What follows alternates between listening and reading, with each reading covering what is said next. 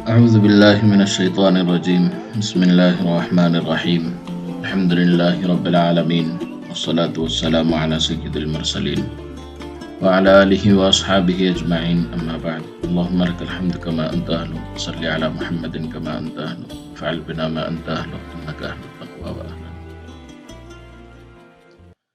محترم سامعین اور ناظرین، وظائف کی دنیا علماء ہند چینل پر اگر آپ نئے ہیں تو چینل کو سبسکرائب کر کے بیل آئیکن کو آن کر لیں۔ ہماری ویڈیوز پسند آنے کی صورت میں اس کو لائک بھی کریں۔ آج کا ویڈیو اعتکاف کے عظیم فضائل اور برکات، نبی اکرم صلی اللہ علیہ وسلم کی عظیم سنتوں میں سے ایک سنت، رمضان المبارک کے عظیم اعمال میں سے ایک عمل۔ رمضان المبارک میں نبی صلی اللہ علیہ وسلم کی چند بڑی اور عظیم سنتیں ہیں، جن میں سے تراویح،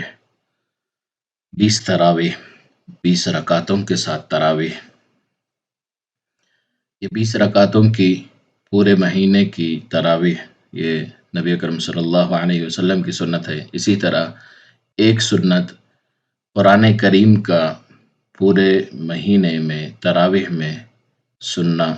یا حافظ کا سنانا، یہ بھی ایک نبی اکرم صلی اللہ علیہ وسلم کی سنت ہے۔ اور قرآن کریم کو سننا یہ صحابہ کی سنت ہے، اور جبرائیل علیہ السلام بھی اللہ کے نبی کے ساتھ قرآن کا دور تراویح میں کیا کرتے تھے، یہ احادیث سے ثابت ہے۔ اسی طرح نبی اکرم صلی اللہ علیہ وسلم کی ایک عظیم سنت اعتکاف ہے، جو آخری عشرے میں کی جاتی ہے،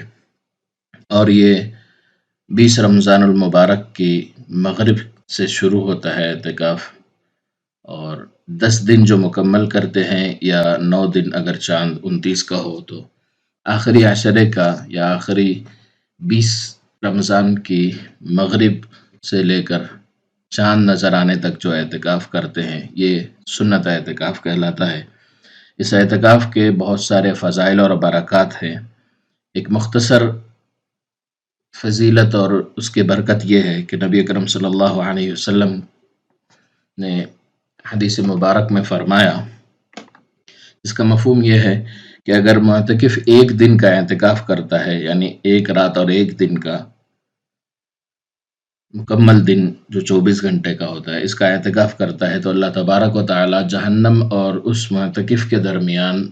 اتنا فاصلہ کر دیتے ہیں جتنا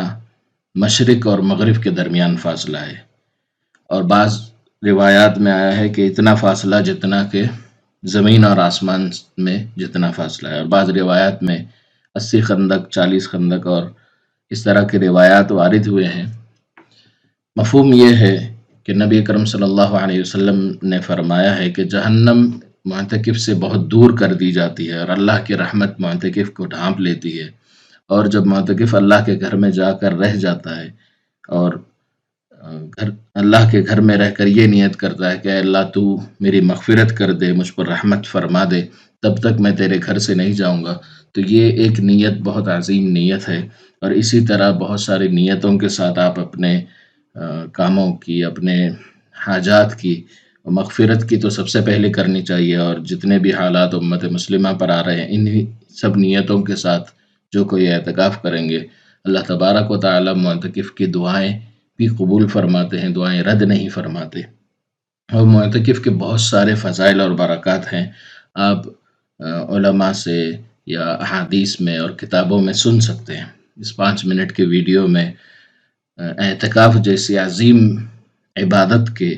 ساری باتیں بتانا ممکن نہیں ہے، اس لیے بس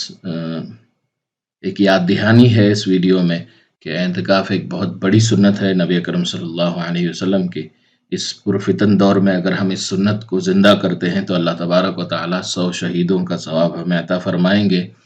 اور اعتکاف کا ثواب